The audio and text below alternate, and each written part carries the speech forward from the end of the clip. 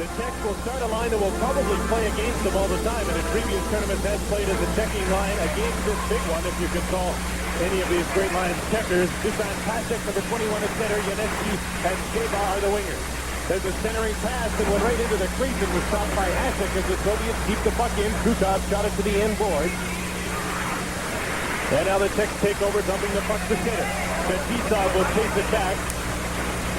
And it'll be an icing call against the Czechs in the early moments of this game.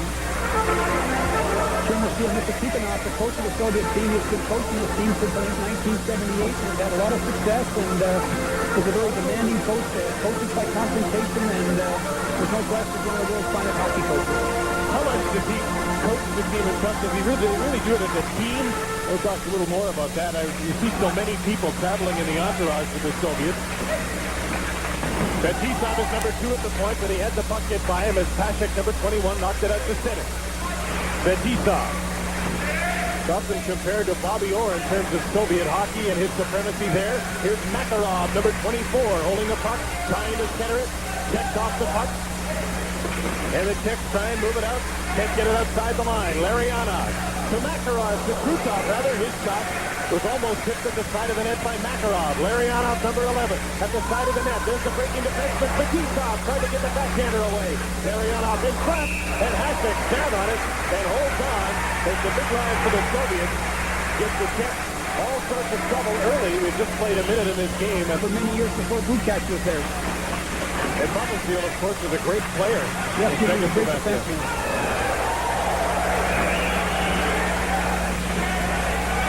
This is Seminov, number 30 for the Soviet Union. Checks at the line, and the puck is dumped out to center. And down into the Soviet zone. Back after it. Number 6, Katarinov, who's only a 20-year-old in the Red Army team. It's a late penalty here. And it'll be against the Czechoslovakian team. They pull their goalie to get the extra attacker out, and the Czechoslovakians touch the puck. It's a slashing call. And the Soviet Union will go to the power play as Yuri Herdina goes to the penalty box for slashing.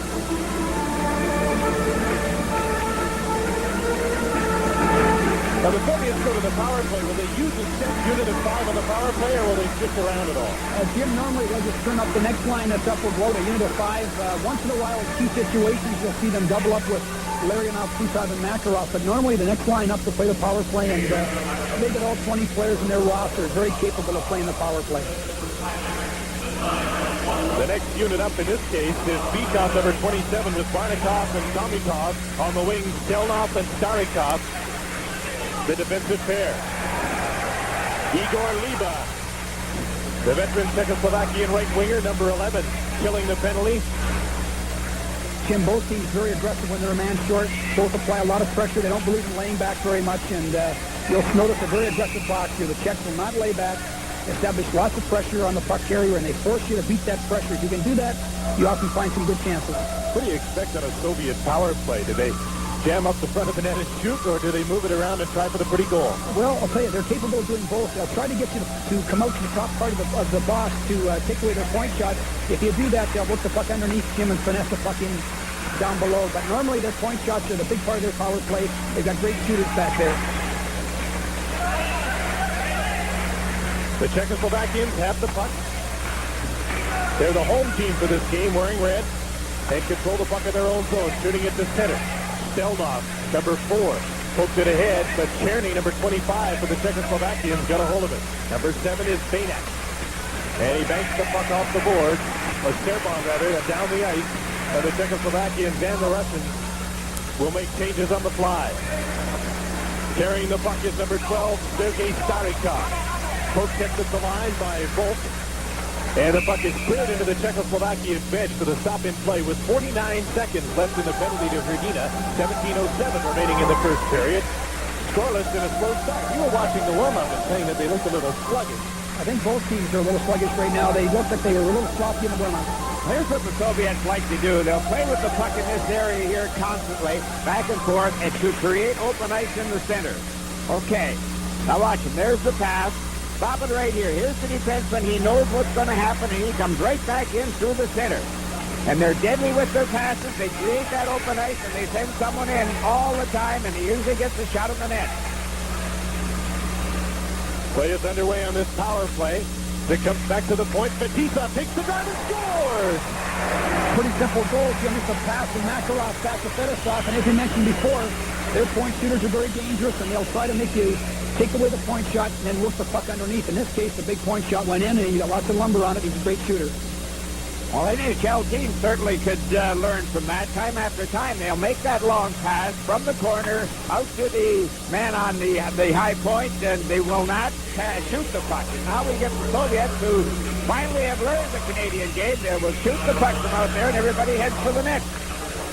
Lots of practicing this morning, and can't remember ever watching them when they would take slap shots as much in practice. Feed the man at the point to one time a big shot. Yeah, at one time, Jim, they used a lot of snapshots, and now they do slap the puck a lot. And again, I think Howie's correct. They take kind of a page of the Canadian book. Soviets have a 1-0 lead, and on occasion this season, that's been good enough. In fact, in the Izvestia tournament, they beat the Czechs 1-0.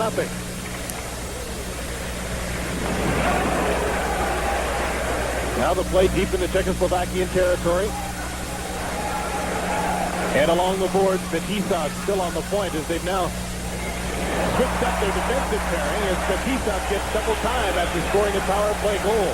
That was Banak taken into the boards and had his stick broken as things get rough. There's a centering pass. Fetisov was breaking for the net and couldn't get the pass. We're seeing some pretty good physical hockey here, Jim.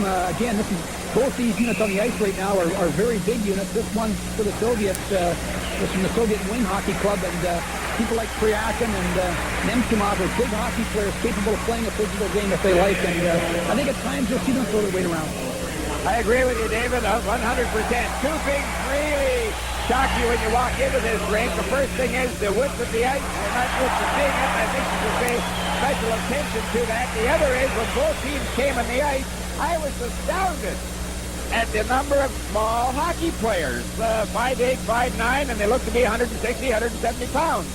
I guess, Dave, in Europe, that larger ice keeps the young guy or the small guy, skilled fella, in the game.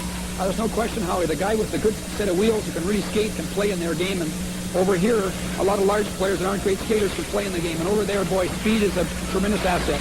And it seems to me that the majority of the smaller fellas are playing defense. Yeah, there's no question. The Czech defense here, Howie, at this tournament is not very large. A lot of small people, very mobile. The Soviets with a predominantly dynamo unit of Seminov, Stepanov, and Kamensky on the ice against the Czechs, Serdina, Volek, and Zolazal. Now as the puck drifts toward the net, and Hasek is quick to clear it to the board. There's a good hit thrown by Seminov, the big center. As he hit Volek into the boards, and there's going to be a penalty. It'll be against the Soviet Union, probably on that hit, and probably to Seminov. There's the long breakaway pass to center. The shot off the goal post. Great chance for the Czechs, but still a penalty coming up on the play. The goaltender's out for the extra attacker for the Czechoslovakians. The Soviets touch the puck, and there will be a penalty, and we'll take a short break from the Calgary Cup with the score. The Soviets won, and the Czechoslovakians nothing this tournament and this telecast brought to you by Labatt. Goes. What was the call? Welcome back to Calgary. The Soviet Union leading 1-0. Seminov gets the penalty. And it comes at 5 minutes and 10 seconds of the first period. So the Czechoslovakian team will go on the power play, sending out Ruzicka, number 17 at center, with Cherny and Liba, a great line. Ruzicka, veteran, so is Liba. Cherny is a newcomer to the Czech national team. And Liba, number 11, moves it in. With this line on the ice right now for the Soviets, the Makarov and Krutov, watch them try to score. Man short, they aren't afraid to attack. Kazatonov out there without a stick. Cherny plays the puck of the give and go to Ruzicka. Back on the point. Horova, number 4, gave it away. Tried to fake the shot and pass it off, and Krutov read that all the way. Took the puck and set it down the ice. 1 minute and 20 seconds left in the penalty to Seminov. 1-0 the score. Fetisov scored from Krutov and Makarov at 3:17. On a power play, Ruzicka stood up at the line by Makarov, number 24. And the great Soviet left winger, 28-year-old from Red Army, moves in, short-handed, poke checked as he tried to cut for the net. What a smooth skater Makarov is from the point. Puck is kept in, and don't forget the Soviets are a man short. Starikov took the shot, it's blocked. And out at center, here's Hrdina, dropping it off for Pashek, and he couldn't hold on to it. Just 40 seconds left in the penalty to Seminov. Starikov is number 12. Stelnov is his defensive partner. They pass it back and forth. And now Komutov moves the puck down the ice for the Soviets. And the Czechs really haven't got a great opportunity to score while on this power play. They haven't had the puck. Yeah, I was right. They haven't had the puck. The Soviets really kill penalties well. They rag the puck, and they'll try to score, and there's no question they play very aggressively in man short. 10 seconds left in the penalty. Czechoslovakians trying to just get out of their own zone. Here's Pashek, the captain of the Czech national team, dumping the puck off the inboards. Sheba is number 22. Starikov gets a hold of the puck, trying to clear it. Getting some help from Komutov on the boards, and Sheba comes up with it. Number 22 dumps it into the corner. The penalty's over. The Soviets back at full strength. There's the pass up the middle to Seminov, just out of the penalty box. And it's a 3-on-2. Seminov, number 30, feeds it into the middle. They score! It's an excellent goal, Jim. It's really a classic example of how the Soviets changed the point of the attack so quickly. The puck goes in wide. The middle guy drove to the lane with Semenov coming in behind here. He passes wide. And it goes right back to the middle now to the late man coming in behind. And great shot right lower to his legs. Excellent goal. Well, the key to this goal, folks, is the passing. And right on the stick with all kinds of speed on it. And no trouble at all putting it in the net. But gee whiz, 3-on-2. They end up with a good shot in the net every time. Just at the end of a Czechoslovakian power play, so the line was mixed up, but it will be Komutov with the goal at 7:35. Seminov will draw the assist. Number 30 had just come out of the penalty box, and that makes it 2-0 for the Soviets. Jim, really neither team looks very sharp right now. I mean, I can see a little jet lag out there. These guys are fighting the puck, and they're turning it over, and the Czechs particularly have looked a little shaky right now, and I'm sure they'll settle down, and the Soviets, I'll be interested to see where they lay back now with a 2-0 lead. Oftentimes they kind of get lulled a little bit when they get the lead. Just hasn't been as spirited as one would expect between these teams. The Soviets now have a 2-0 lead. Hrdina out with Bullock and Dolezal now for the Czechs. But here comes the Soviets once again into the middle and right in front of the net. Poked away. This is Nemchinov, Kamailev, and Fryakin. A line from the Soviet wings that are on the ice right now. Czechoslovakia team moving the puck to center. Baynak. Baynak again with the puck. Now this is Hrdina back in his own zone, picking it up. Bumped at center ice by Kamailev, and the Soviets will change on the fly. 11:25 to play in the first period. 2-0 for the Soviets. Seminov, number 30, feeds the puck into the middle in the air. It came to the side of the net. That was Svetlov with a swing at it, missed it at the side. Jim, you'll always notice the Soviets on their attack, great penetration away from the puck to the net. Always. Good penetration. Deep in Czechoslovakian territory, Tatarina from the point, feeds it in. Seminov parked in front of the net. There's the pass. Seminov one-times it, and he didn't get much on that. Now going after it in the corner is Svetlov. Number 16 comes out of the corner with the puck, trying to feed it in front, and he's checked from behind and knocked down. Soviets have been all over the Czechoslovakians. They've outshot them 5-0. They trail. The Czechs do 2-0 on goals by Komutov and Fetisov. Jim, it's been a very one-sided game so far. You're correct. The Czechs just have not looked sharp. They've been basically defending so far, and the Soviets have had 4 or 5 great scoring chances, and that 2-0 lead could have been more right now. Both teams changing on the fly.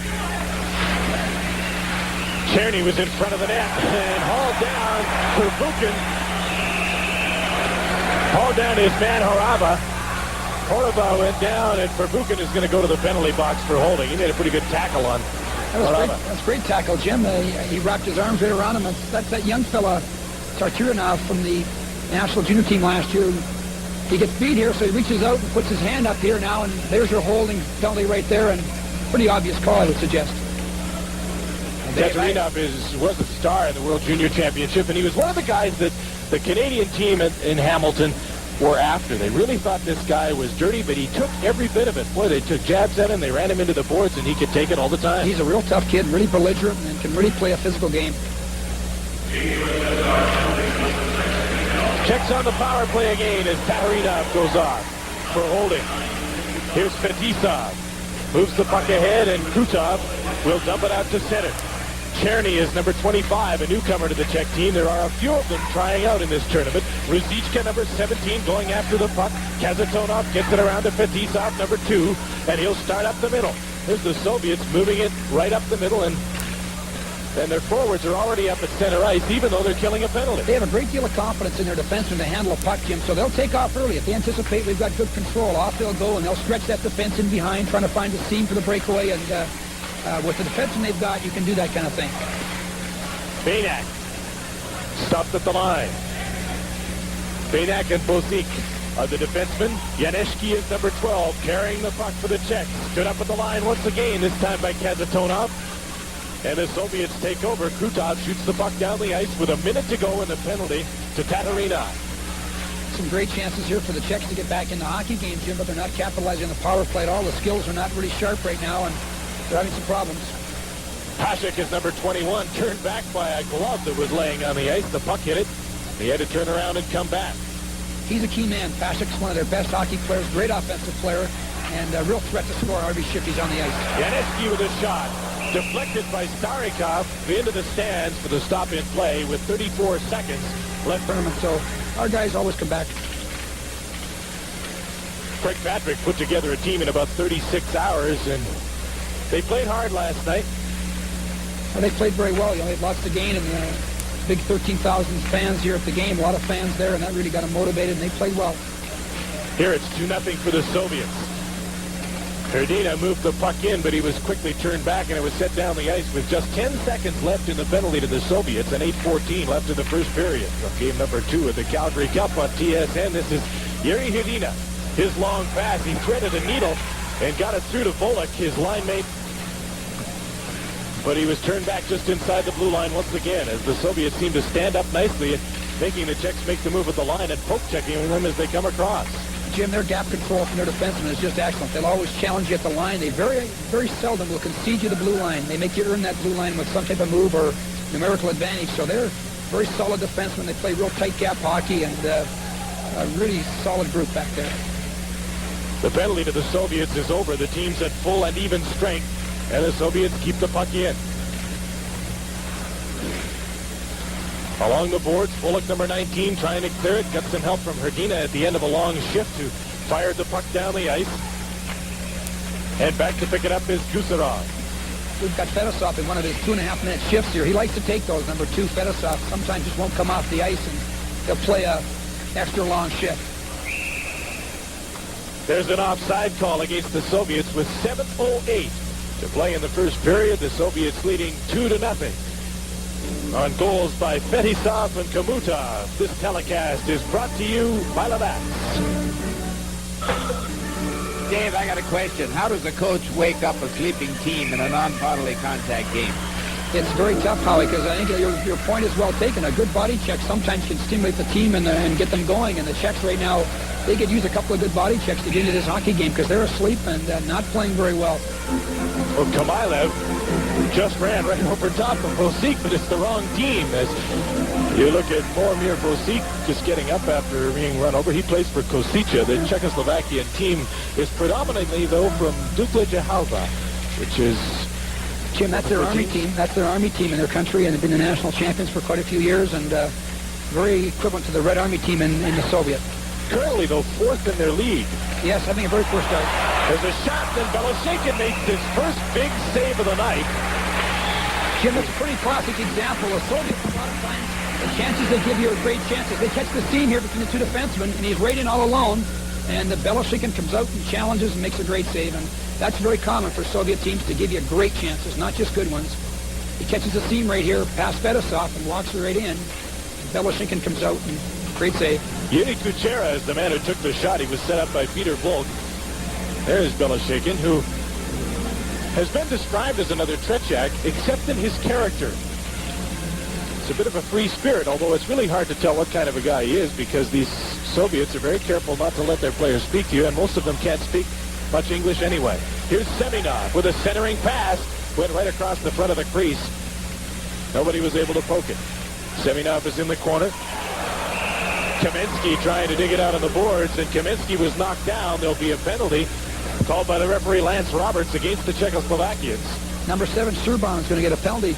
And Jim, it's interesting. He's not a very big man, number 7, but watch him move this guy around. You can see his power base is pretty good. He just pulls him right back off his feet. And for a small man, very, very strong.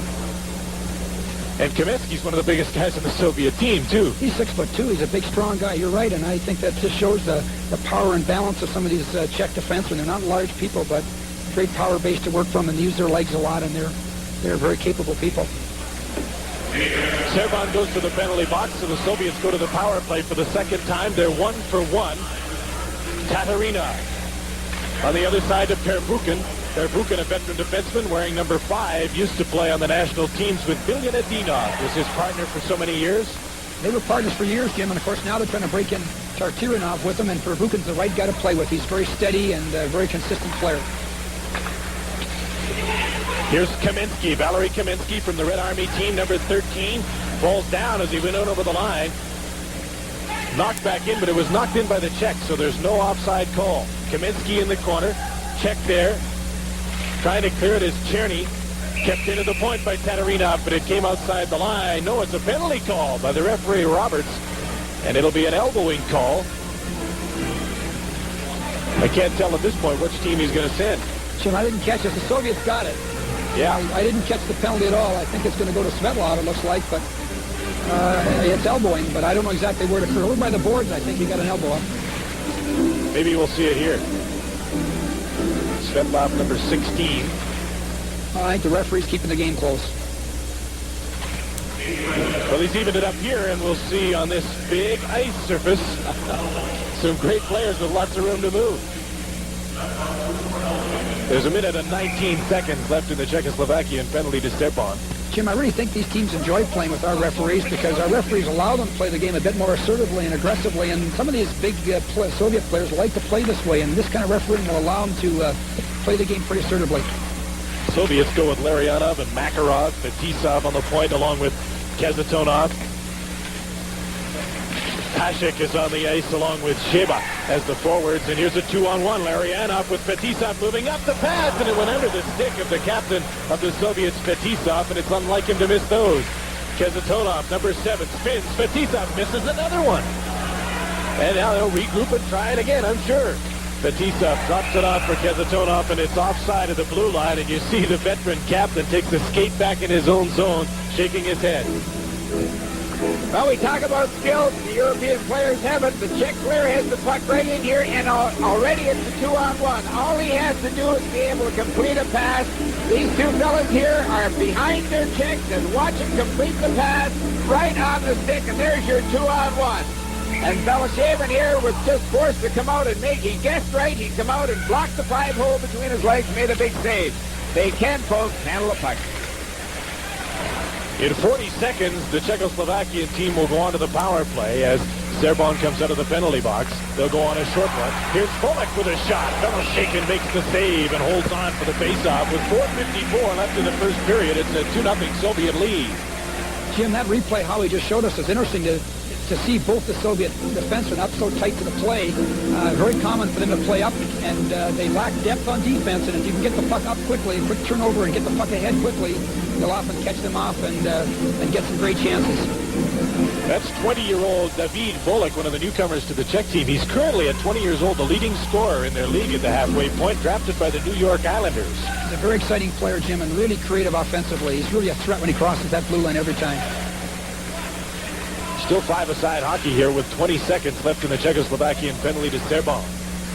Lots of ice to work with now. When you're playing 4-on-4 out here with this amount of ice, you get a really good chance to see the skills of some of these players. Starikov to Stelnov. Up through the middle, over 2 lines. Yes, indeed, they do use the center line here. And there's a 2-line offside pass, so we have a stop in play. This telecast is protections here and contained, without the express written consent of the Sports Network is strictly prohibited. There's Kamyatov right now, was the most valuable forward in the Izvestia tournament. Great speed and tremendous hockey player. Plays with the Red Army Club throughout the season and is really coming into his own and blossoming into a great player. Heard him described as the Soviet rat. Yeah, he's a very aggressive hockey player and really checks tough, and there's no question that's a pretty apt description. On his line, he's playing with 19 Varnikov, who's a wily old veteran from Torpedo Gorky, and he's one of the most consistent players. Not spectacular, Jim, but always plays a pretty strong game for them. Just as the penalty to Serban expired with 35 seconds to go in the penalty to Svetlov, there's another penalty called by the referee, Lance Roberts, against the Czechoslovakians.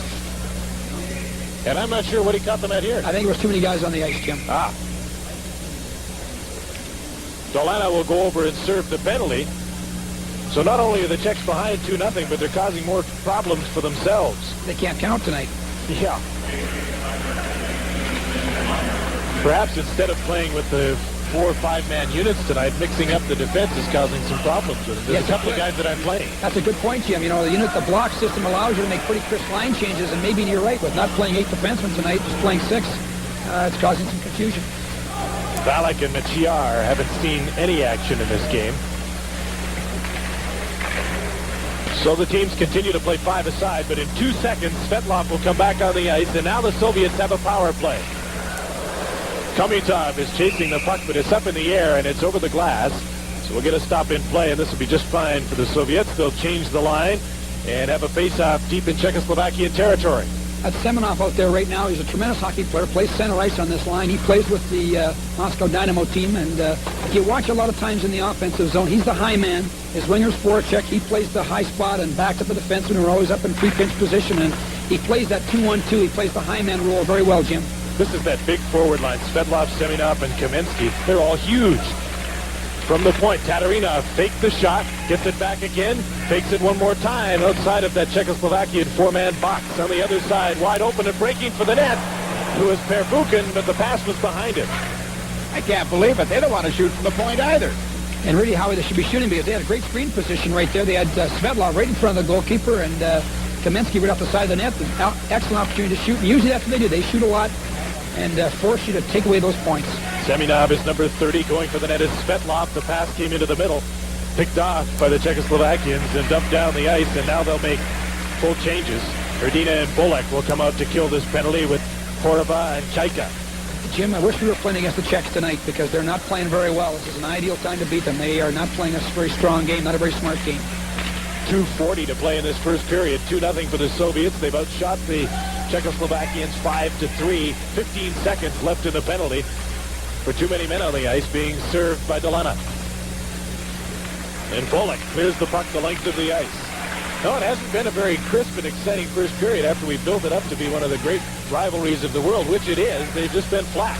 I think it'll improve, Jim, as the game goes along. There's a shot just wide of the net, and a collision behind the net, and a penalty coming up on the play.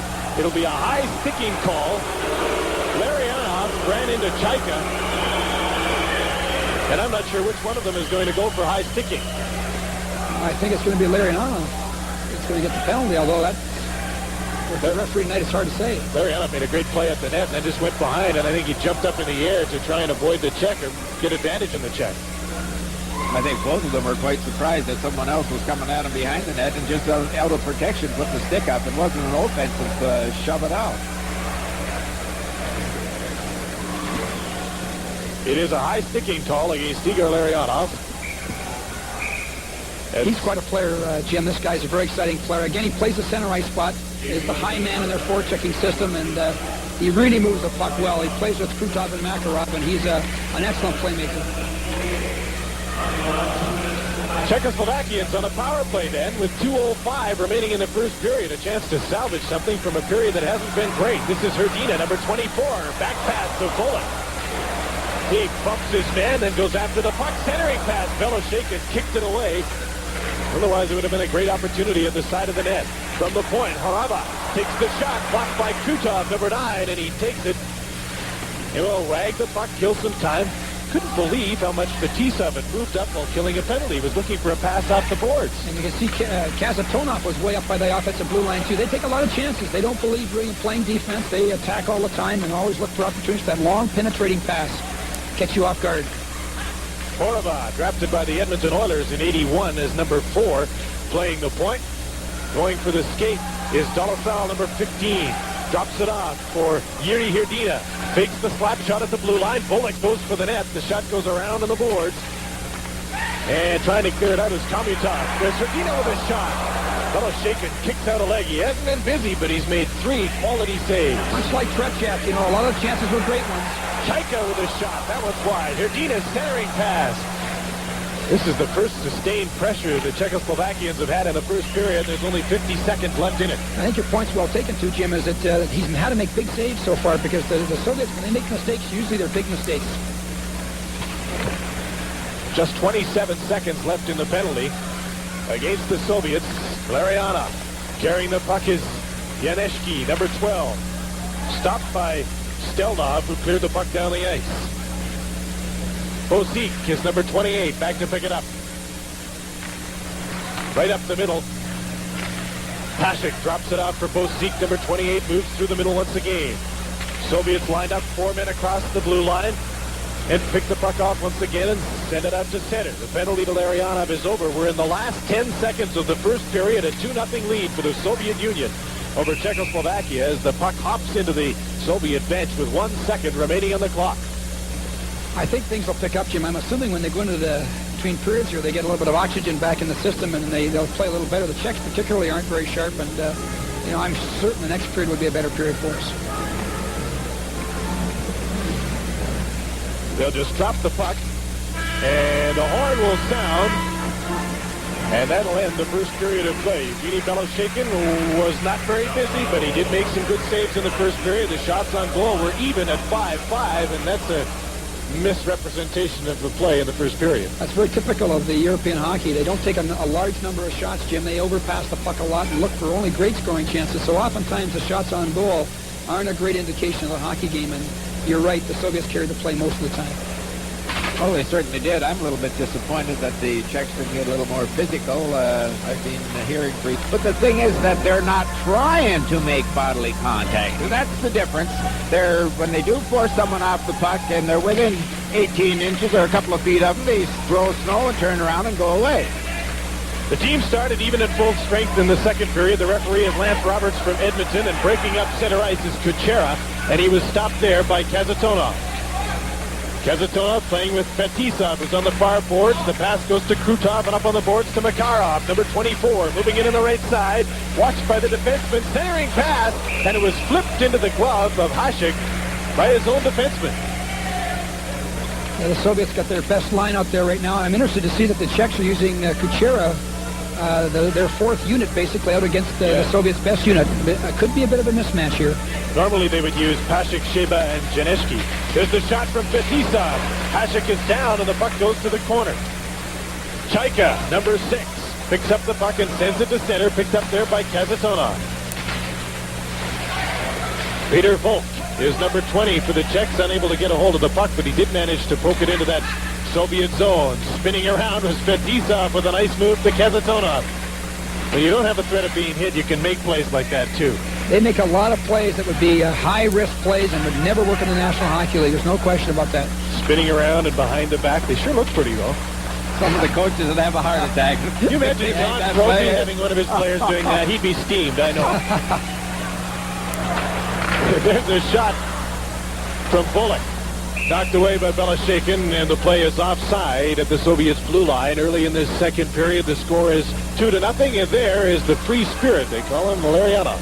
Yeah, he's the guy on that line who speaks a little English, Jim, and kind of has his own drum to march by, and he's a great hockey player, a great playmaker, and really a very talented guy. To play with Krutov and Makarov, he does an excellent job with them. Drafted by the Vancouver Canucks. There's a backhand shot by Semenov, and it went up over top of the net. As instead of passing it on the 2-on-1, he decided to shoot when he got in deep, but the defenseman Banak played that very well. Now moving out at center. The Czechs. Dolazal, number 15. Checked by Tatarina, but he got a straight arm, too. who got the puck to center. Tatarinov is one of the young players on this team, and I think, Dave, that the younger players in both of these teams and the European teams are taking on more characteristics of the North American game. That's correct. I think they're requested when they're young and they're developing to play more of an assertive, aggressive game, because they know if these guys are going to play at the world-class level, they're going to meet Canadian and the U.S. opposition, and so the request is there to play a more aggressive game, and you're going to see their young players come out of the game capable of playing with us in that area. The line is Svetlov, Semenov, and Kamensky on the ice. This big line, literally big, and Semenov takes the shot and rolls off the side of the net. Kamensky took a shot. Semenov with a centering pass, and it's picked off in front and moved up the center to Ruzicka. Vladimir Ruzicka for Cherny. He flips a shot end over end that went over top of the Soviet net. Another centering pass. Cherny was down in front, and the referee's arm went up late. He's going to call a penalty. I believe it'll be against the Soviets. It'll be a holding call as Cherny was taken down in front of the net. Penalty will come at 2:08 of the second period. Jim, he was hauled down in front, and the referee caught it, and there's a great chance again for the Czechs to get back in this hockey game. They could certainly use a goal right now. Here's our... He'd be a great football player. He's got two tonight like that. He's a great tackler. Tatarinov, one of the young players who was in the World Junior Championships, has been the last couple of years. They moved him into the city to play for Moscow Dynamo now, get him closer to the national training camp. They do that with a number of the young players from the outlying areas. Yes, they do, Jim. They've got a very interesting system there. The Red Army and the Dynamo team can almost request any player they want from any other team. And so they keep a lot of their top players playing in the same two teams, and it allows them to form good competitive national teams by doing that. Czechoslovakia is on their fourth power play. They are 0 for 3 as Harada takes the shot. Beloshakin made the save there. He went down in that butterfly, and I don't know if he saw that puck, but he made the save with a crowd in front. Now here's a chance for Komutov to clear the puck down the ice. Back after it is Chaika. Igor Liba now gets it back to Chaika. Chaika will start out of his own zone. Ruzicka up front, along with Herdina, as they do put together a power play here, taking Cherny off in favor of the more skilled Herdina. Chaika is in deep, into the corner now. Herdina to Liba, one times it, just wide of the net. Chaika is in deep, number 6. He turns and gets the puck into the corner. Ruzicka couldn't get after it. Now chasing it is Herdina, and it's picked up and cleared to center ice by the Soviets' Varnikov. An excellent chance for the Czechs there. The puck went around the net to the far corner, and outside defenseman came in. Varnikov stole the puck and backhands one wide of the goaltender Hasek. Again, the Soviets get an opportunity while playing shorthanded. 45 seconds left in the penalty against the Soviet Union's Tatarinov. 2-0, Soviets lead. Here's a chance for Herdina. Shoots it. Beloshakin in deep in the net. Not cutting down the angle at all. Made the save. Jim, it's very common for the European goalkeepers to stay back in their net because they respect the pass as much as the shot. A lot of teams will come in and he shot in this case, but he is back in his net. But a lot of times they'll throw the extra pass across. So most goalkeepers in Europe don't challenge as much. They stay back in their net.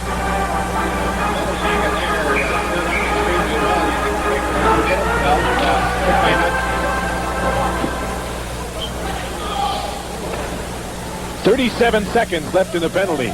To Tatarinov, 16:29 to play second period. 2-0 Soviets. Janeshki on the draw, tried to get it to Pashek and couldn't, to the line. Bainak keeps it in, and he flipped it up in the face of his line mate Janeshki, who stays on the ice and goes after the puck, trying to shoot it from a sharp angle. Couldn't get it in there against Kazatonov. Czechs trying to gain control. Bainak, number 9 on the point, moves it in. Pashek moving out front, lost the handle on it at the side of the net as he was checked by Kazatonov. Now from the point, Bainak feeds it in front, deflected, and the referee stops the play as Pashek got his stick up along with Nemchinov. Yeah, both pretty big, strong guys, and I think the Czechs are getting into the hockey game a little bit right now, which looks a lot better. Pashek's going to get a penalty. They better get into it because the Soviets really handle that piece of lumber, don't they?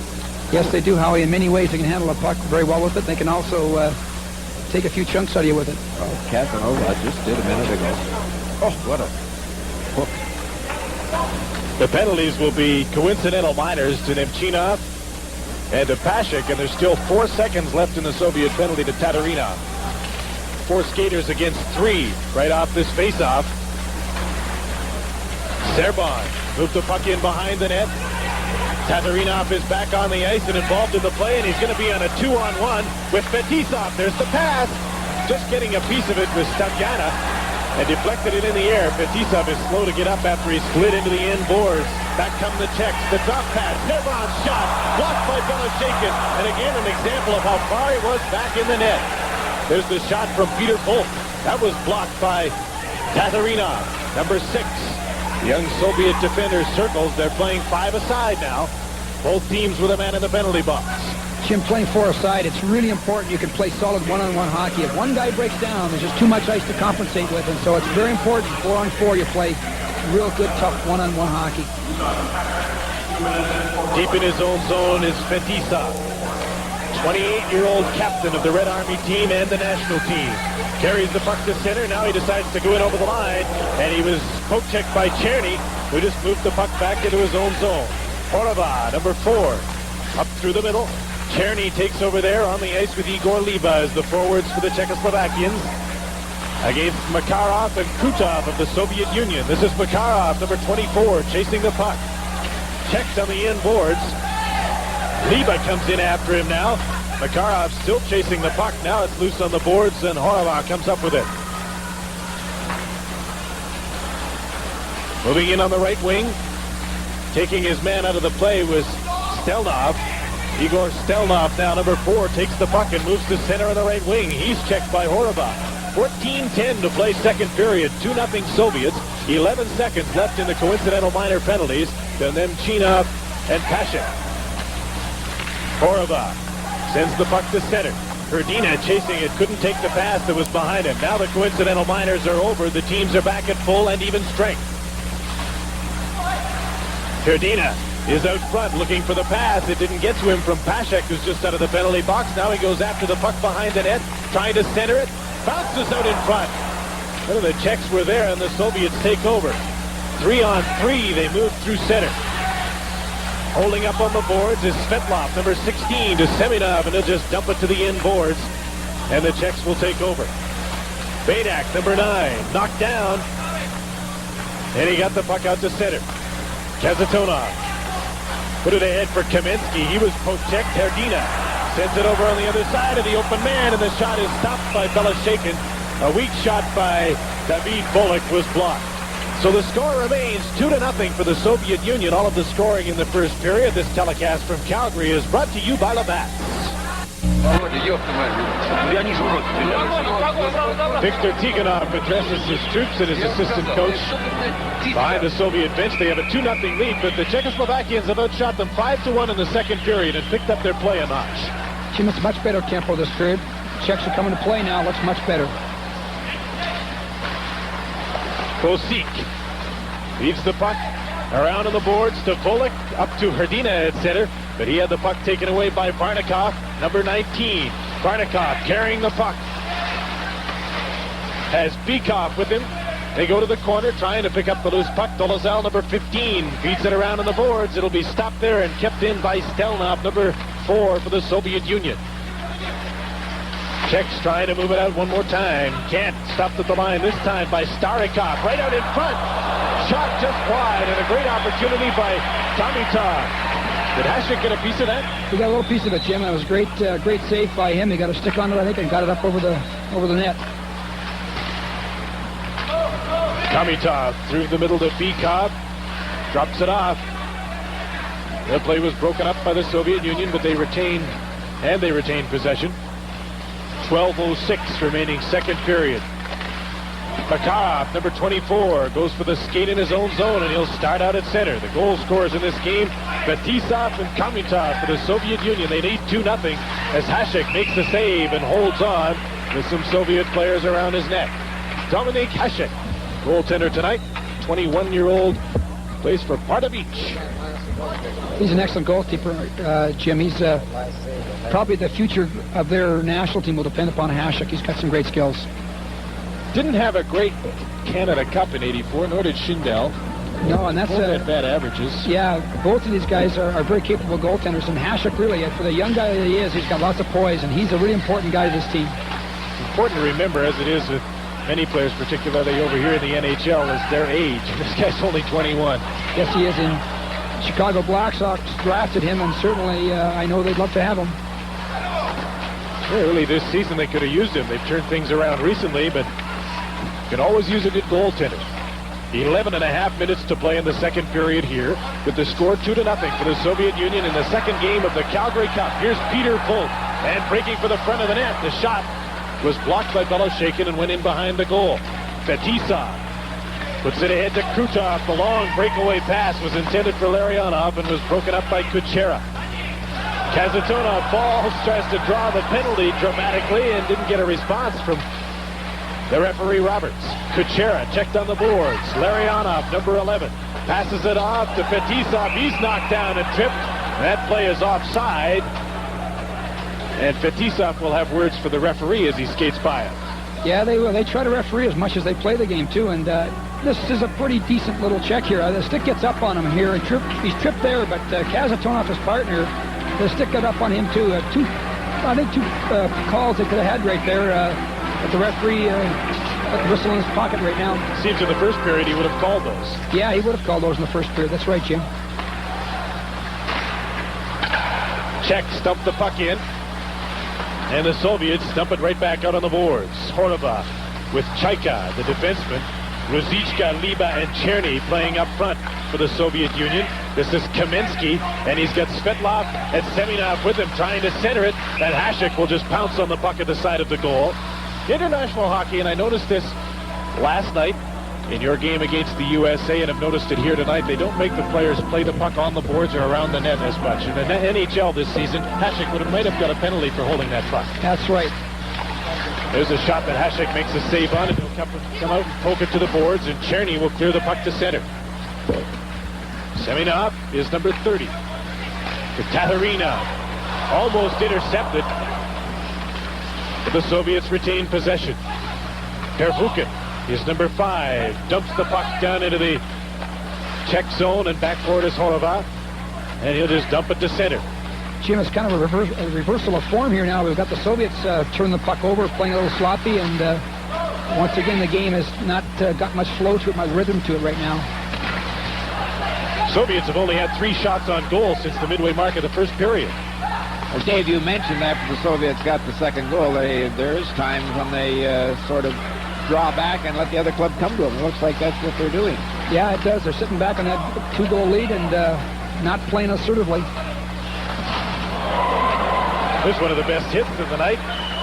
That's a great body check, Jim. Biggest guy on the ice against the littlest one. Bosik was the man taken into the boards. There's a centering pass, poked just wide of Hasek. That's Kamilov. There's the shot by Nemchinov, wide on the short side and back on the point. The puck is kept in by Gusarov. Fetisov on the other side and broken in, and his point was vacated. That leaves room for Hasek to take the shot, and he put it in off the glass. A couple of times tonight, Fetisov was broken in looking for the pass in front of the net. That time he got caught. He comes in oftentimes, Jim, too early before real good puck control is gained, and then you turn it over on him, you get a chance. Nemchinov in front takes the shot, and Hasek makes the save. Kryakin, the Soviet wings line, hasn't seen a lot of action tonight, not as much as the other lines, but it's out there right now. Dusan Hasek with the shot, and Beloshakin makes the save, and he gets a little bump after he made the save, and now the spirits are lifted on the ice. It's international, but you look after your goaltender. I think that's a pretty much a worldwide rule. If your goalie gets a little bit of lumber, you always step in and help him out. It's interesting, Jim, the referees let things kind of go the last little while here now. A couple of situations where penalties could have been called, he's let it go, and it's nice to see him get a chance to play the game. Situation there where you see Beloshakin really stays back in his net. He's a reaction-type goalie, doesn't challenge, and that's why he's effective internationally, because he can play that style very, very well. Most nights, Howie, look at that and be complaining about him all night. No, I wouldn't. He stands up. I don't care where he stands as long as he stands up. Okay, just giving you a hard time. Oh, that's all right. 8:25 to play in the second period. 2-0 for the Soviets. Starikov shot the puck to center. Dolozal Plays it across the center ice line, and he'll get it back, moving in with Herdina. The pass into the middle is poked away by Stelnov, number 4. The Soviets trying to come out of their own zone. Starikov takes it again, put it up the middle, and it's intercepted by the Czechs. They'll have to wait for mates to get onside. Serban is number 7. Rink wide to David Bullock. And back on the other side to Serban.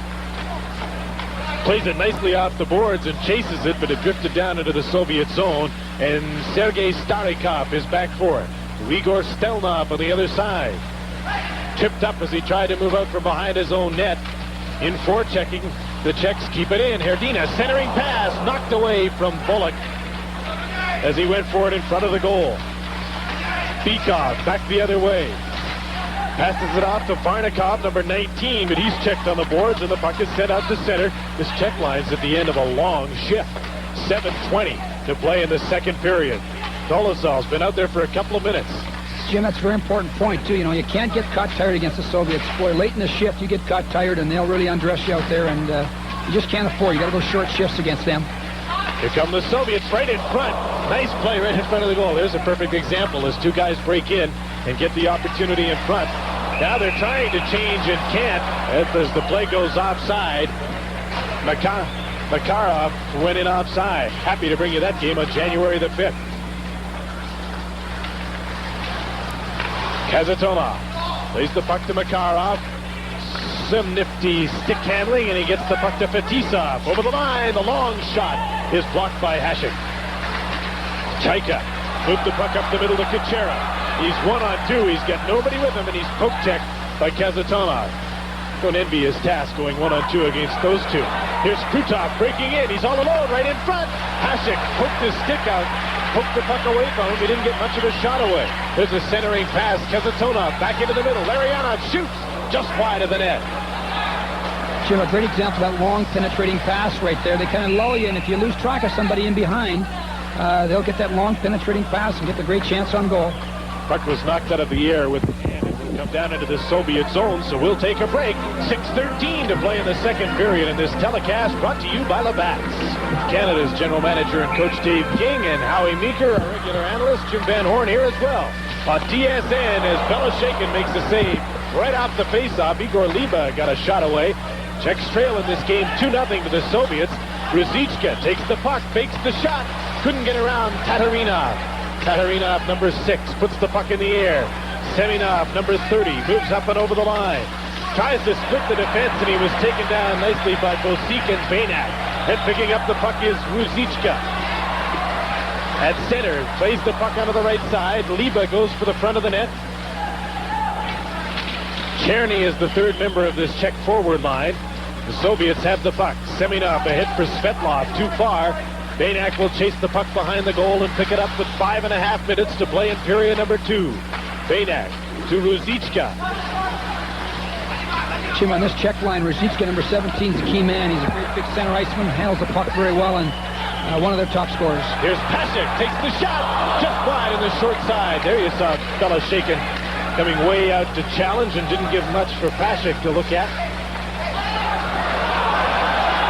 Here come the Czechs with a chance 2-on-2, and the Soviets on a line change. The shot, Belashekin looks so at ease back in the goal and makes the save to hold on. And again, there's Tatarinov involved in a little pushing and high sticking behind the play. Jim, I think he loves to come over here with the refereeing that lets him play a really aggressive game. I think he really enjoys it. I was quite surprised there that the Czech player didn't, after creating a 2-on-1, fake the shot and drop it back and improve the fellow's angle coming from behind, because he wasn't going to put the puck in the net from that angle. No, it was a very poor angle, Howie. Nemchinov squeezed on the boards by Serban, number 7, as he tried to scoot by him. This is the line from the Soviet wings. Out on the ice for the Soviets, Nemchinov, Kamailev, and Pryakin. Against Pasek, Sheba, and Yanishki. Little number 7 red, Serbov, he really takes the man, doesn't he? Not only has he got great wheels and good stick and a good head, he likes the rough going. He did a real good job along the boards there, Howie, against a much bigger man. He rode him off and used the boards to his advantage, and you're right, for a small man, he's playing a very effective game out there.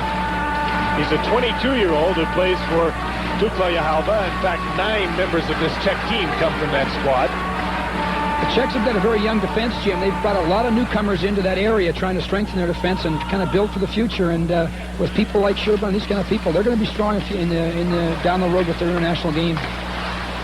Kryakin, number 14 for the Soviets, holding on to the puck, has Nemchinov out in front, but Janešky takes over. I think I counted 6 or 7 players on this Czech squad that are newcomers within the last 6 months to join this team. They really seem to be using this as perhaps a tryout for the World Championships. They had a very dismal showing last year at the World Championships in Moscow, finishing out of the medals, and so they've decided to make some changes now, bring some younger players in, and they've got an excellent group of young players here. That's Alexei Gusarov, number 3, who's seen not a great deal of action tonight. He didn't play at Izvestia. He's been added to the lineup for this tournament. We're down to 4 minutes and 10 seconds to go in the second period. The Soviets leading Czechoslovakia 2-0. Serban, number 7. Into the middle, Janešky, number 12, tried to make a move on the boards, and Kazatonov wasn't fooled by that at all and sends it across the ice.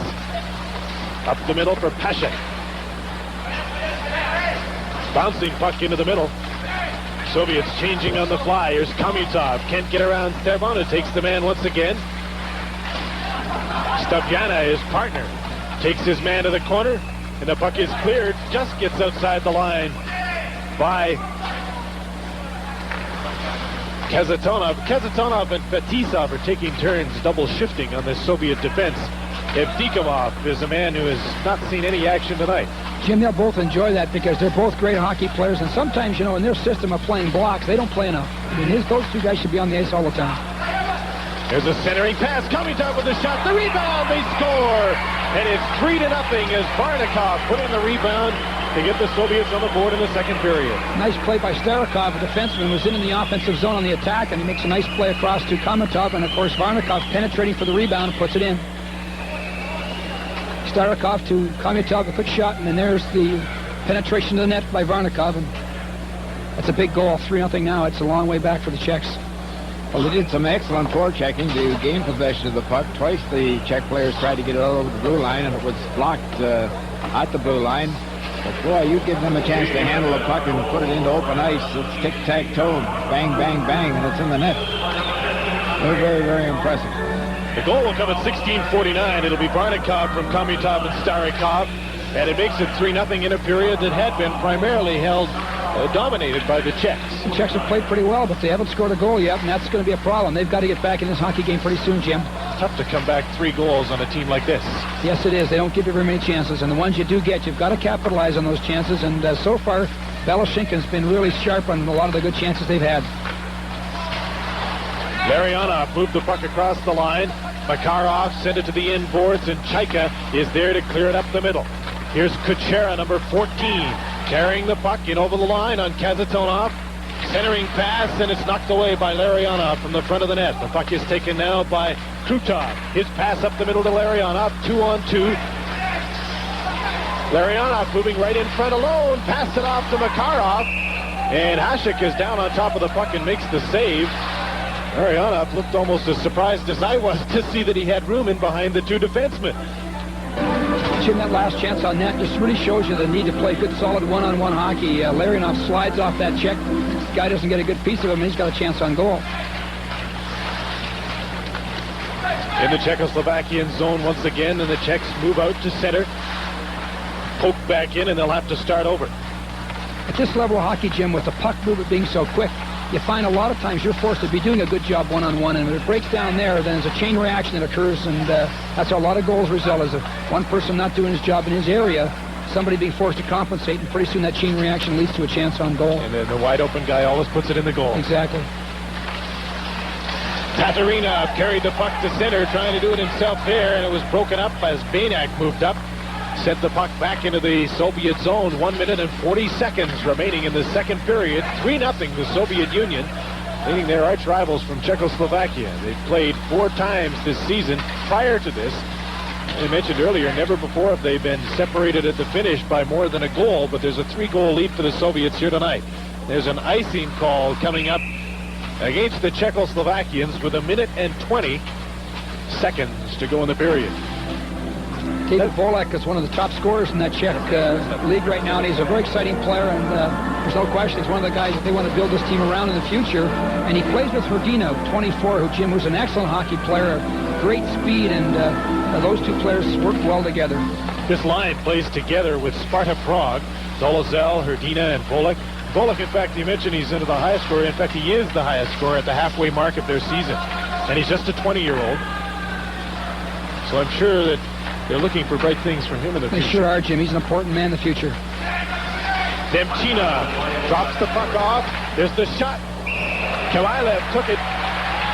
It's a very interesting rush there, Jim. The Czech defensemen give up the blue line, and the Soviets use the top part of the zone from the blue line to the top of the circle, so those little drop passes, and then they walk in and get a great scoring chance there. And that's really important against these people. If you can hold the line and play up and keep your gap pretty tight in the neutral zone, that's very, very important. If you give the blue line too easily, they take the puck to the middle, a series of drop passes occur, and then a chance on goal.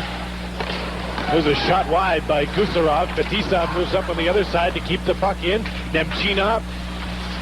Kryakin is in behind the net as this line from the Soviet wings starts to get longer shifts here in the second period with a 3-0 lead. Jim, they're playing pretty well, too. They've carried a lot of the play.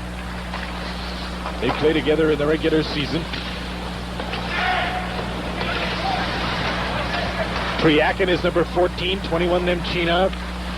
Jim, this line of the Soviet wings they've been over here with the Moscow Selects across Canada now twice in a row, so they've played a lot in Canada. I'm sure they'll feel comfortable here, and they've played in the Saddle Dome in the past, too, so that one line, having been on the Moscow Select tours across Canada twice before, I'm sure will be very comfortable playing here. We're into the last few seconds of the second period from the Olympic Saddle Dome in Calgary, Alberta, as the seconds tick down, and the horn will sound before this opportunity on goal comes. That ends the second period. The Czechs were better, fellas, but it's still the Soviets leading 3-0. Well, you're right. The Czechs had a little more jump, past the puck, I think, a little more sharply than they did in that first period. But again, it was Beloshakin who made some pretty good saves and kept them from scoring a goal. I agree. I think that Beloshakin was forced to make a couple of real big ones, and that's kept the Soviets right on top of the hockey game. And the Czechs haven't got back in with a goal, Jim, and they'll have to come out in the third period and get one early to get back in this thing because they just can't afford to be. Beloshakin warming up, swinging his stick around in his arms, and all set to go. He kneels down a lot. He can sometimes be kneeling down on the ice taking a rest while the play is going on. Yeah, he often does that. When the puck's at the other end, he'll just go down on his knees and rest. And, yeah, really, I guess it makes a little bit of sense because they're on their feet a lot, you know, and he's a very relaxed guy. A little bit too much for some people who might coach him, I'm sure. Here's Dolazal with the shot. Dolana, rather. Libor Dolana took that shot, and Beloshakin made the save, and out at center, here's Krutov for the Soviet Union. He's checked. And back the other way comes Peter Volk shooting the puck in. Fetisov ahead to Larionov and over to Krutov, moving in with Makarov, trailing Larionov, going for the net. The pass gets through, but he's too deep to shoot, and the puck was rolling. Krutov in front, poked away as it was deflected by Hasek, the goaltender. There he deflects another one out front. Larionov had his stick lifted. Kazatonov keeps the puck in for the Soviet Union, and the Czechs then are able to clear it down the ice, and Fetisov is there to pick it up. Vyacheslav Fetisov, rink wide, and sliding was Banak to break that play up. Down in the Czechoslovakian zone, a race for the puck. Hasek comes out of the net and pokes it to the boards. Centering pass goes off the side of the net. Banak will take it there, number 9. Banak to center. Hrdina dumped the puck in on the inboards. Varnikov is there. Hrdina gets the puck behind the net as the Soviets were unable to clear it. Now it's to the boards again. Pinching in, Bosik, number 28. Shoots it around, and the Czechs keep it in once again. Jim, I think you'll find the Czech defensemen now will be up in a pre-pinch position. They'll pinch a lot now because they need a goal, and so you're going to find they're going to be in there, join the attack in a hurry and try to keep the puck in the offensive zone and get a chance. There's an icing call, and of course if they try that, that always opens up the opportunity for the Soviets with their great speed to get the 2-on-1s and 3-on-2s. 28, Bosik, the young defenseman who's joined the national team, a guy who's not a large player, but 5'10", 5'11", but he's an excellent young prospect, and as you mentioned earlier, Jim, they are starting to build their national team around some younger players. He's a 24-year-old, and Edmonton has drafted him. Just what they need. Moving up, Herfukin with his pass across and a beautiful play. And the Soviets were just unable to finish that one off as Svetlov was breaking for the net. Svetlov pursues his man, Serban, and the puck is shot to center. Kamensky chasing the puck deep in the Czechoslovakian zone. Serban's in on top of him. Kamensky gets it out in front. Knocked away. Semak is out there for the first time in the game. He's a good young player, played with the national junior team last year, number 18, and he's a very exciting player, very aggressive player as well. Let's see, it is the first time he's moved off the bench tonight. His line, his place was taken, I believe, by Bikov, he'd normally play with Varnikov and Komutar. That's correct. Semak drops the puck off. Tatarinov feeds it in front, deflected into the goal. On a great play by Kamailev, who just deflected that upstairs, and it's 4-0. Jim, a great sequence of passes here. The puck goes across the zone, then back to the other side again, and they really changed the point of the attack very, very quickly here. Fakes the shot, passes it across. Just a little bit of a deflection upstairs past Hasek, and this game is iced away now. It's 4-0. I thought originally when he put the puck upstairs, he opened up his stick like a 9-iron, but he didn't. It was jumping along the ice, a good in-the-air pass, and it just hit the top of the stick and deflected up under the crossbar. Tatarinov gets an assist, so does Semak on the goal by Kamailev. A 2:44 of the third period that makes it 4-0. Kamailev clears the puck to center. Nemchinov went after it. The play is broken up at the blue line. It is offside. I got something here to show you. I've been sort of amazed that these very skilled hockey players do not challenge people one-on-one too often. But right here, Delina of the Czechoslovakia team will come through the middle and challenge one-on-one. Takes the pass into the slot and makes a pretty good move to get home free. Pushes the puck through. Now watch Bella shaking. Just let it go. Look at the hole between his legs. And Delina's going for it, but he closed that hole and made the save. He is quick. Cat quick.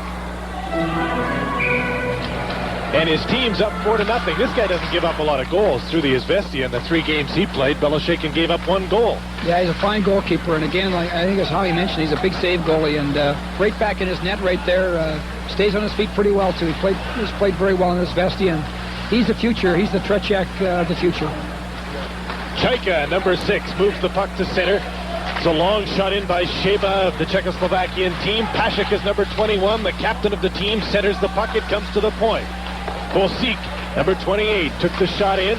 Bounces off the boards. There's Horova with a high shot over top of the goal. Janeski couldn't keep it in. Kamailev gets it to center.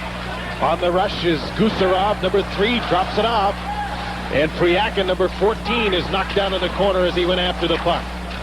The bodies fall through the corner. There's an elbow in the air, and there's going to be a call by the referee Roberts, a high sticking call, I believe, against the Soviets' Kamailev.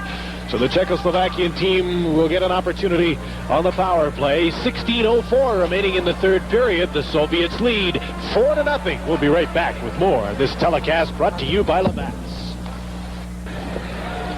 High sticking is the call on Yuri Kamailev of the Soviet national team, and there's a look at it. They just stick him in the corner. He's a great big guy, you know, and very aggressive player. That whole line's got lots of size to it, Jim. Unusual way of taking a face-off. Hrdina just went straight ahead as the puck was dropped, and he took the puck with him. Yeah. Here's Krutov, number 9, with Larionov killing the penalty, and he goes for a skate. He'll play it back to Fetisov. Fetisov up the middle, intercepted. There's the shot. Salazar. The save was made, and the puck is loose, and what a great save by Belashekin as he came way out to stop Dolasal. Classic example of Fetisov, because sometimes the lights go out with him, and he makes some plays you can't believe he could possibly make. I think sometimes he's far too fancy, won't take the simple play. Again, here it is now, making another difficult play. And another mistake. Yeah, right now the Soviets are down on him. He's not playing that well. He's trying to do too much. Dolasal to the point. The shot is just wide of the net. Bouncing puck in the air. Fetisov, number 2, gets the puck to the line, and Krutov sends it down the ice. We talked about it earlier, but it's amazing the types of chances they give you. You know, those are great chances. I mean, if you can put those in, you're in the hockey game. far, the Czechs have not been able to put those great chances in the net. More often than not, though, the Soviets have a goalie who's equal to the task. They had Tretiak. Now this guy seems to be just as good. They only had the brief period, it seems, when Myshkin was playing a lot, that he really wasn't quite as good. Now here's the Soviets with a shot just wide. I think your point's well taken. Myshkin wasn't able to step in there and make the big save, and that's a big part of their game, is getting the big save, because they do give you great chances and they take a lot of high-risk plays. And there's no question that this guy might be the great replacement for Tretiak. Well, you made the point earlier that to play this goal for a team like this, you have to be able to sit back there for long periods of time without ever seeing a shot. It's really hard to do, too, Jim, and keep that sharp like that, but he does it, and he's got great concentration. Cherny after the offside call, and the Czechs had moved the puck into the Soviet zone to Liba. Cherny is there as well. Ruzicka back on the point, takes it back from Staviana and shoots. Loose puck in front. And again, the Czechs are unable to get it by Eugenie Belashekhin. 13 seconds left in the Soviet penalty. Ruzicka walks in off the boards there as the overload man, the power play, and as the puck hits a skate and deflects, and then the low man jumps in front, Cherny, and he gets a good chance at it. And once again, Belashekhin's sharp and smothers the rebound, and he's been playing a heck of a game. He was an all-star at the 84 and the 86 World Junior Tournaments. He hails from the Sakhalin Islands and plays now for Red Army. The penalty is almost over. Here's Khmylev back on the ice, and the Soviets are back at full and even strength with the Czechoslovakians, and the Soviets lead 4-0. Staviana on the Czech defense. On the other side for Servan, tried to thread the needle for Liba and couldn't. Back the other way come the Soviets. There's the shot, not getting much on it. There was a broken stick on the play. Stelnov right in front. A fan on the shot. It was Bykov with the opportunity, and he missed it, trying to one-time it. Out at center ice, Pervukin, number 5. On the other side for Tatarinov. Ahead for Bykov, number 27. Gets into the middle, tried to feed the trailer, the defenseman, and the Czechs break it up. There's a chance on the breakaway. Janecki couldn't get away, though, and back the other way come the Soviets. Jim, the Soviet defense both got caught up there in quick transition. Great chance. Kaminsky right in front. Hasek had to make a save as the play almost came back to Kaminsky. Now it's going end-to-end for really the first time tonight. There haven't been many points in this game where it's really been fast up and down. I'm sure it's been fast, but it hasn't gone end-to-end. It's interesting, too, to see that the Soviets, a lot of times, you don't earn your chances. Like, you don't undress them to get a chance. They give you the chance. They make the mistake and are out of position, and their defensemen really join the attack very quickly, and they oftentimes will lack depth on defense. Hasek trying to get a loose puck in the Soviet zone. Couldn't do it. There's a penalty coming up against the Czechoslovakians. And Hasek touches the puck. It's a high sticking call. Could it be on Dusan Hasek, or was it behind the play? It's on Hasek, on the defenseman, and it doesn't help their cause right now with only 12.5 minutes to go, Jim. That down 4-0 on a high sticking penalty is really uncalled for here. There he is getting his stick in the air. And Hasek goes to the penalty box at 7:31 of the third period. And we'll get a chance to see the Soviet power play go to work. And again, they'll use a set unit. Nemchinov on the ice, Khmylev and Fryakin. With Gusarov and Stelnov. Gusarov, number 3.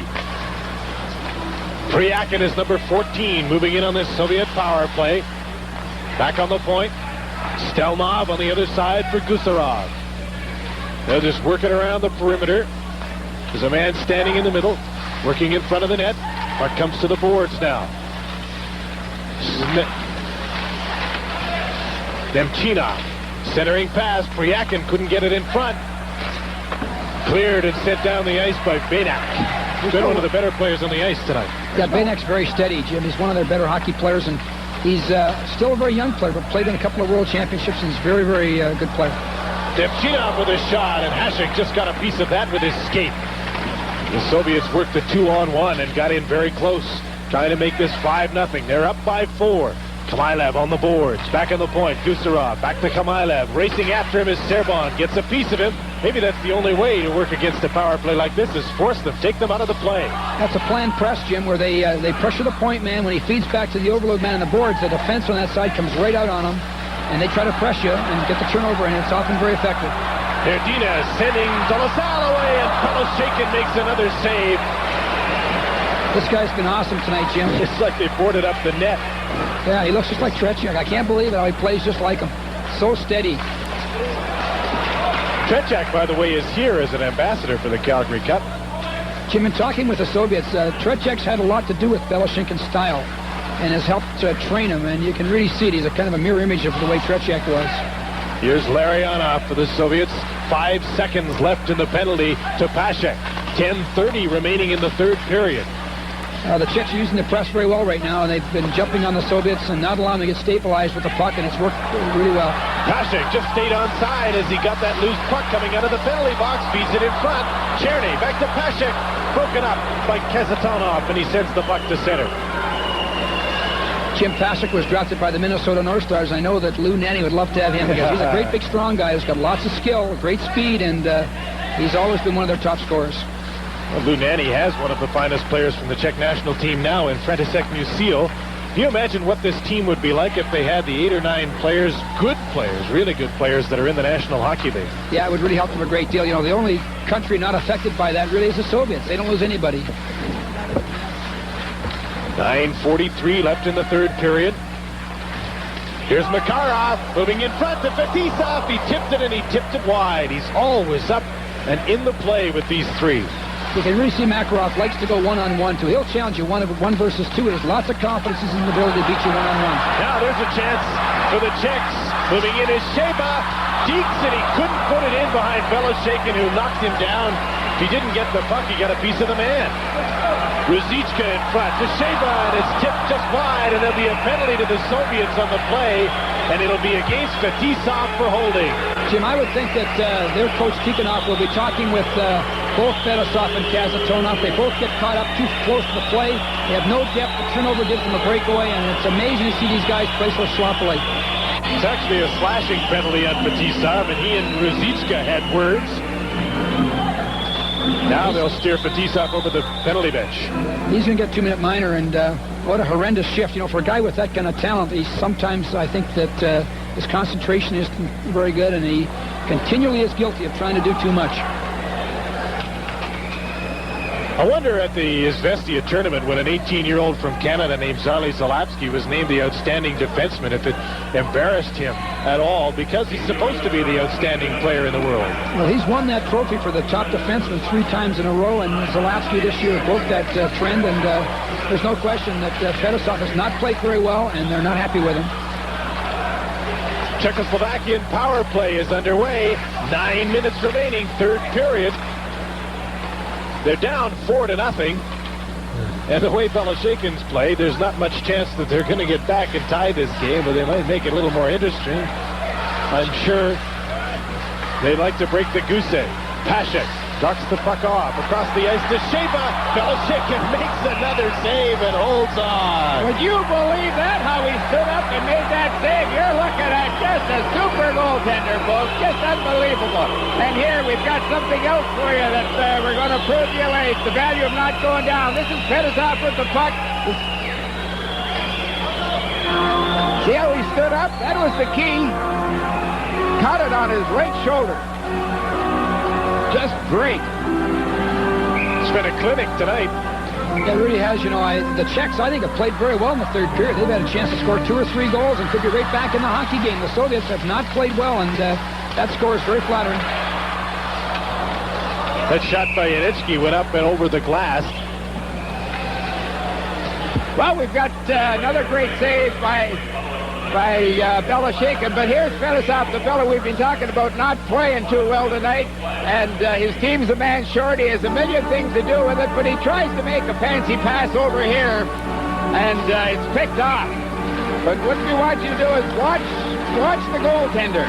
Comes out, challenges, closes the hole between his legs, but look, stays up, and is able to make that second save, and then the Soviet team come up with the puck. Great goaltending. Great mobility coming out of the net. You know, Jim, it's very interesting that Howie's point's well taken. And this goaltender, besides being a very skilled guy, he reads the game very well. He sees the shooter's got no options to pass, and he's right out on top of the shooter. And when he sees the shooter's got options to pass, he stays back in his net and respects the pass. He's a very smart goalkeeper.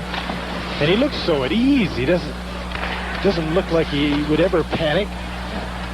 So loose. He's actually been outshot. His Soviet team has been outshot 22-20 now by the Czechs, which are on their 7th power play of the night. And they'll have a 2-man advantage now. Jim, a classic example of what the Czechs are all about. They believe in techniques, tactics, and theatrics, and this guy does a great dive here, I'll tell you. That'll be Stelnov going to the penalty box. We always find them very frustrating to play against. He gets hooked a little bit, but he spins around and adds a little effect to it, and certainly gets the referee's attention. And so now's their chance to get back. They got 2-man advantage. A 2-man advantage. They trail 4-0 with 38 seconds left in the penalty to Fetisov, and 2 fine defensemen in the penalty box. Doesn't hurt the Czech team either, especially Fetisov, who might be on the ice killing a penalty right now. And they've geared up. They've got Ruzicka and Hrdina both on the ice with Liba, so they've geared up for the power play, going with some of their best people right now to break the goose egg. It's not often on either of these teams that you see them mix up their lines to put a special power play unit on, but they've done that now. Good point, Jim. Stavjana on the point. Spins around, trying to get away from Simak, who's on the ice killing this penalty. Stavjana over on the other side to Horova, in at the side of the net. Igor Liba, number 11, holding on in front. Beloshakin makes the save. Tatarinov cleared the puck down the ice. 5 seconds left in the penalty to Fetisov. 1.5 to go in the other penalty to the Soviets. Great chance there for the Czechs to get that first goal, Jim, but this Beloshakin's been right there with time. Liba in front. Ruzicka can't beat him again. There's just no way they're going to get a puck by this guy. Kamutov is the other man in the penalty box. He's the guilty party in hauling down the Czech, but the penalty now to Fetisov is over, so it's down to a 1-man advantage with 6:52 to go. The key here when he comes out is watch how he drags his right foot. He comes across, solid, thick on the ice. Now there he drags the foot.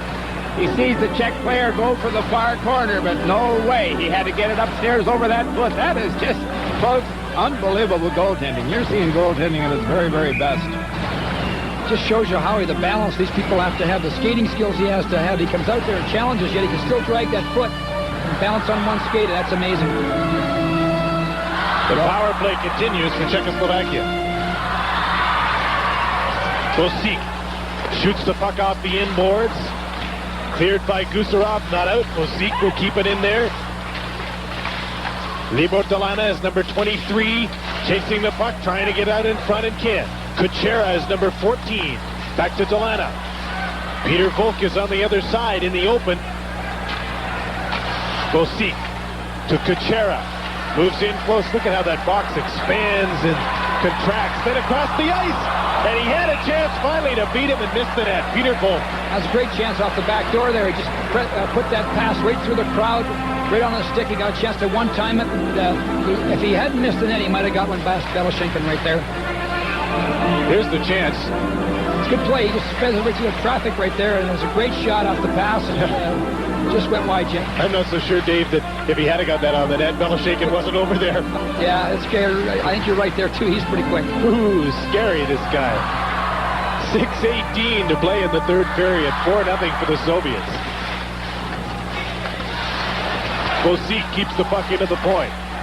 Peter Volk to Baynak, his shot. Stopped again by Beloshakin, and his defenseman clears the puck. 15 seconds left in the penalty to Kamutov. Baynak moves the puck ahead. Kuchera, number 14, starting out of his own zone. Yuri Kuchera from Dukla Yahava, another of the 20-year-olds on this team, with the long pass ahead to Delana, and it's by him. Beloshakin out of his goal. He'll just cover up as the penalty to Kamutov is over. Now, Jim, in international hockey, you're allowed to do that. Like the NHL level, that's probably a delay of game penalty, but in the international hockey, you are allowed to freeze the puck. The goalie is outside of the net, in behind the icing line. It's not a problem. In North American hockey, that's obviously a minor penalty. You hear the fans here getting on them a minute. There's a good number number of fans here. There's probably close to 10,000 here tonight, almost 14,000 for the opening game last night. Incredible support here in Calgary. But just excellent. This city gets a lot of hockey, yet they still support it very, very well, and it's a real tribute to the fans in Calgary, Alberta. Tomorrow night, it's Team Canada against the Czechoslovakians, and I'm sure you'll be up all night watching this game over and over again on the tapes. Have a good look tonight, Jim, and see if we can't find something we can do against this Czech team. But we're playing very well. I respect this team for being a good hockey club. They've had enough chances tonight to make this game very close. Belashekin's been great. They've been 0 for 7 on the power play. Not very often they'll go 0 for 7, Jim. You don't want to give them that many chances, I'm sure. That's correct. We're down to 5 minutes and 15 seconds remaining in the third period.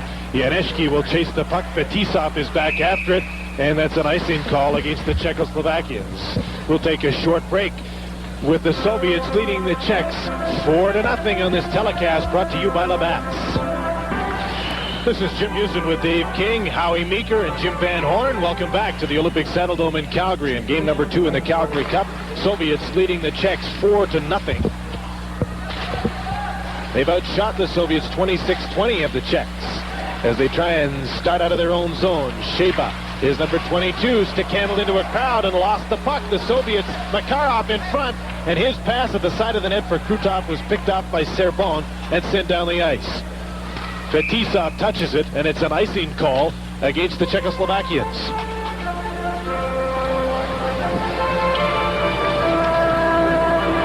There's the 28-year-old captain of the national team who's not had a great night.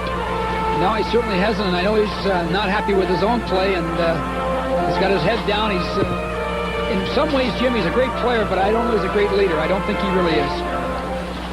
He does have the first goal of this game. Komatov has scored as well. Barnikov and Kamailev have scored. 4-0 Soviets. Stelnov is number 4. On the boards, trying to move it out. Kept in just momentarily by Herdina. And now they'll come out the other side, the Soviets. Porova is back after the puck and gets there first. Jam up in the corner after the loose puck. And there's another example that you won't see in the National Hockey League. They'll blow that whistle very quickly in the scrums along the boards instead of making them play it. Yeah, in international hockey, you're allowed to freeze the puck a little bit more, and there's no question. The NHL rule, I like it. To keep the play moving, Jim, it's a great idea. Yeah. Vyacheslav Bykov, 26-year-old, plays for Red Army. They call him the Bobby Clark of Soviet hockey. That's flattering. We haven't seen an awful lot of that from him tonight. He's a tough little checker and pretty belligerent little player. He was the fellow who in 84 was arrested in Sweden for shoplifting and spent a little time in some of the Swedish jails over there. That's why he hasn't been around the national team for a little while, I guess. Yeah, he was dropped for a year. Centering pass. Bykov couldn't take it in the slot. And the puck is sent down the ice with under 4 minutes now to go in the third period. There is overtime in this tournament, and I don't think we're going to see any tonight. A long pass from Tatarina up the middle. Kamensky chasing it. Long pass to center. Igor Liba to Ruzicka. Ruzicka moves into the middle, back on the point. Vanek took a shot that went just wide of the net and high. The fourth man, Vanek, right up in behind the attack there, and they attacked with 3. He was the fourth man to join it, and got a great scoring chance from the top of the circles there, Jim. Liba would have had a great chance. He couldn't handle the pass from Bosik just seconds after that. Tatarina plays the puck to center. Liba. Backhand pass. Broken up by Kamensky. Spins and sends the puck into the corner to Svetlov, number 16. And there's going to be coincidental penalties to Liba of the Czechoslovakian team. And Larionov, I believe, is going to go with him. I think it's Seamak gets the penalty here. He's a real tough, aggressive guy. Again, Jim, going back to your point, one of those tough, young, aggressive players like Tartiranov, and they like to play it and mix it up a little bit. There is Seamak, who's seen little action tonight, and Igor Liba, who's a veteran of the Czech national team, and they'll go to the penalty box, coincidental minors. Jim, international hockey, too, the international game here, the minors, coincidental minors, you play 4-on-4, and we stress with our players, it's not a good idea. There's just too much ice out there to play these guys on 4-on-4. Yeah, you got an extra 7.5 feet on each side, and that's an awful lot of room, especially from above. If you get way up in the press box here, boy, does that ice look huge. Jim, it really it really makes the game difficult for the defense, and it makes the game a lot tougher. They've got more width, and all of a sudden the dimensions of the rink have changed, and the outside drive to net's harder to play, and there's more space, and it really requires the defenseman to adjust a great deal in their game. Trying to come out of his own zone is Pervukin, and he did shoot the puck to center. Serban, number 7 for the Czechoslovakian, takes over to Peter Volk. He lost the puck, and the Soviets moved back. Dropped it back over the line. The play is called offside as the Soviet wings line made the back pass here in Calgary. Jim, when you have two international teams playing like this, they defend the attack pretty well both ways because they're very conversant with it. But when we get the next broadcast against the USA, I think you're going to find that some of the elements of their attack will be a little clearer to the hockey fans because North Americans, it takes a little while to adjust to what they're doing. Point well taken. I'm sure the U.S. team is watching this game very closely tonight, realizing their task is huge in a couple of nights. 1:43 left in the third period here. The Soviets leading 4-0. Khmylev plays the puck back to Starikov on the point, and ahead to Sergei Pryakin. All of the three forwards on this line are Sergei's right out front, and Sergei shot it. Hasek made the save. I don't know how Hasek made the save. That was amazing because that was a great passing play. They really undressed the defense on a 3-on-2 here. And yet he gets his pad across there and makes an outstanding save on a 3-on-2. Khmylev took the shot, and Hasek made the save. All I can say is thank goodness that they can pass very, very well. I just think they overpass time after time. I agree, Howie. Their attack's not nearly direct enough. I think some nights when we play against them, if they would have direct attack, they'd probably score a lot more goals. Krutov with a shot, blocked in front of the net by the defender. I believe that's Bosik, and it is, who went down on top of it and made the save with 21 seconds left in the coincidental minor penalties and 1 minute and 17 seconds left in the third. Bosik is slow to get up after blocking that shot. That was a good play by Bosik. He threw it away, but he was willing to pay the price to counteract his mistake, and you've got to admire the guy for doing that. That's important.